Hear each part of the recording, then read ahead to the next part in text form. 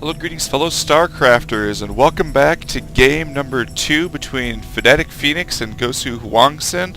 This is PGL Milncraft, and this map is Shattered Temple. It's actually the MLG version of Shattered Temple, which means that you actually can't spawn in the close positions. This position would be close positions, even though these positions are close as well, and actually closer by distance. They're longer by ground, and it's also harder to take expansions.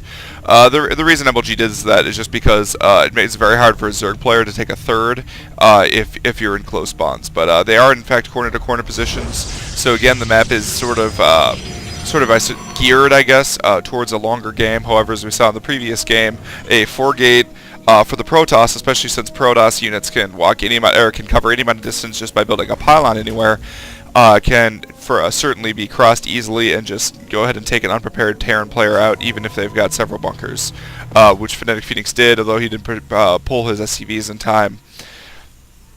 In order to be able to defend, and you know there was just a lot of units. It's very difficult to defend against a 4-gate when you're doing such a quick, fast expansion off of 1 Rax, and so it can be just very difficult. And he didn't defend perfectly, and so he was taken out. And that's just the power of the 4-gate. Oh, the MLV versions also have the neutral supply depots here. That's not going to matter on this map. They're only useful in really matter in situations in which the Protoss player is against a Zerg player and would like to just take out,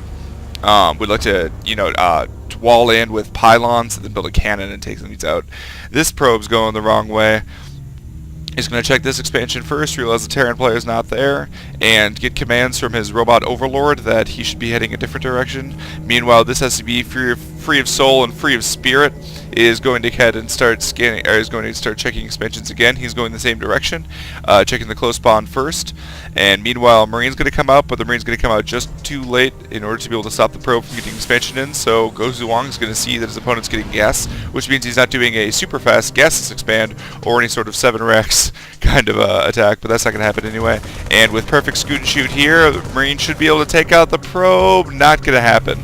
Barely not able to take out the probe.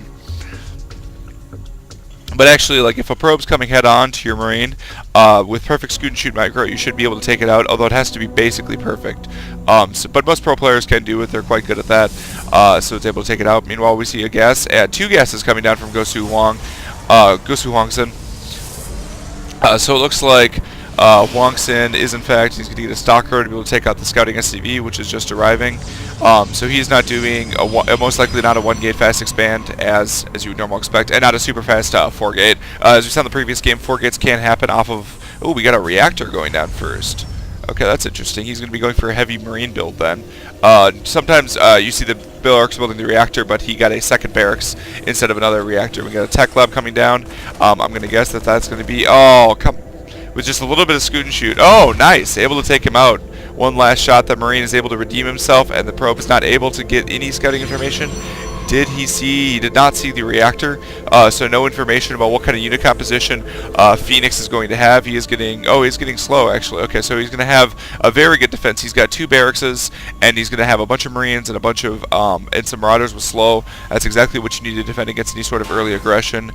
Meanwhile, Hwangsin, though, is just getting a second gateway, as well as getting a robotics facility for that early observer who's going to be able to get detection and be very effective in preventing any sort of early attacks. We see that Phoenix is hiding an SCV there. That's going to be for scouting later once he sees that Hwangsin's force is out. Then he's just going to send the SCV in, or maybe he's going to send it in ahead of time. Yeah, he might be trying to send it in. He's probably just checking for an expansion. He's going to see that there is no expansion, and probably this aggression is just going to back off a little bit. He just wants to make sure his opponent's not getting any sort of real fast aggression. He also sees the army's kind of small, actually, so he might decide to engage in. He has to be careful not to get half of his army stuck on top, though, as the Protoss player, even with their weakened forces, will be able to. Wow, he's actually laying down a Nexus. That was about as poorly timed as possible. I don't think there's any way he's going to be able to save that or that probe. Nexus has been cancelled, and there's going to be a bunch of force fields here, most likely to be able to hold off any sort of this aggression. Meanwhile, the observer is going to see exactly the composition of FnaticFenix's army.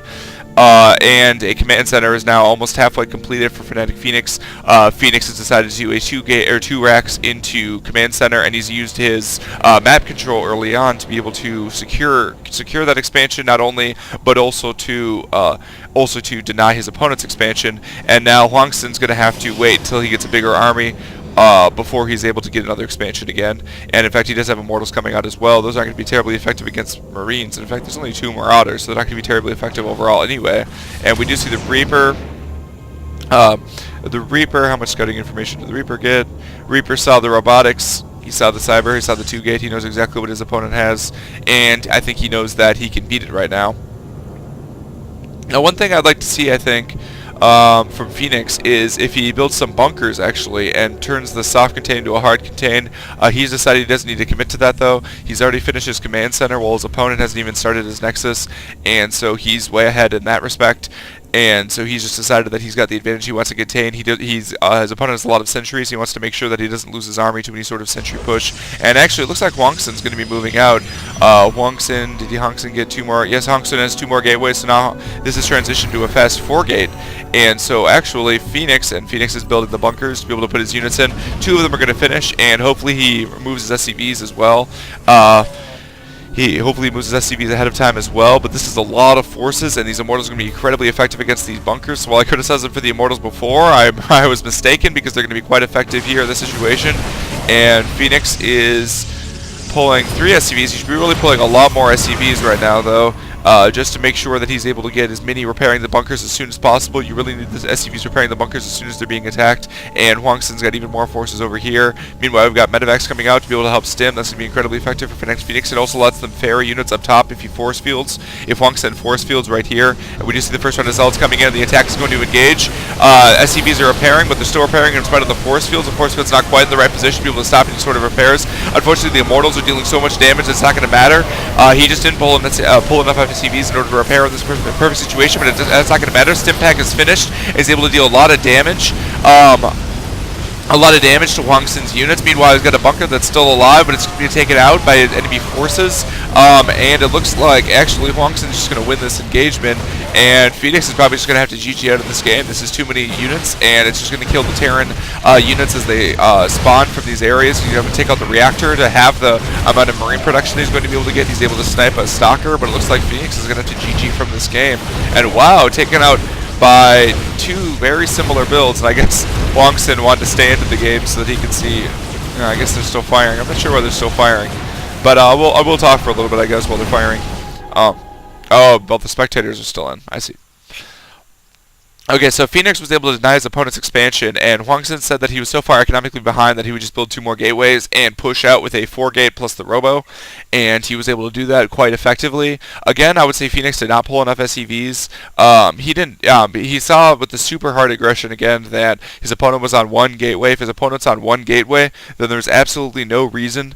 Not to pull almost all of your SCVs. Look at all these SCVs he has here for repairing. That's what is that? 33 SCVs, or sorry, 25 SCVs. I can certainly add 25 SCVs that he has to be able to pull. If he pulled like 15 of them and even lost most of them, it wouldn't matter, because he has the expansion. He can rebuild them twice as fast than his opponent, and he's got the mules from 2 command centers, and he's got the expansion secured, and he's just taken out his opponent's entire army if he wins that match. So there's no reason not to pull all of your SCVs in that situation. And HwangSin's transition into the 4-gate plus the Robo from the Immortals. The Immortals were incredibly effective at taking out the bunkers just because they deal so much damage to armored targets, and HwangSin was able to just march up right into FnaticFenix's base and just take out all of his production structures and kill all of the new units that were being spawned, and able to take out FnaticFenix's army. Even Stimpack wasn't able to help Phoenix, and so we move on to game number 3 then. And this is PGO Minecraft signing off.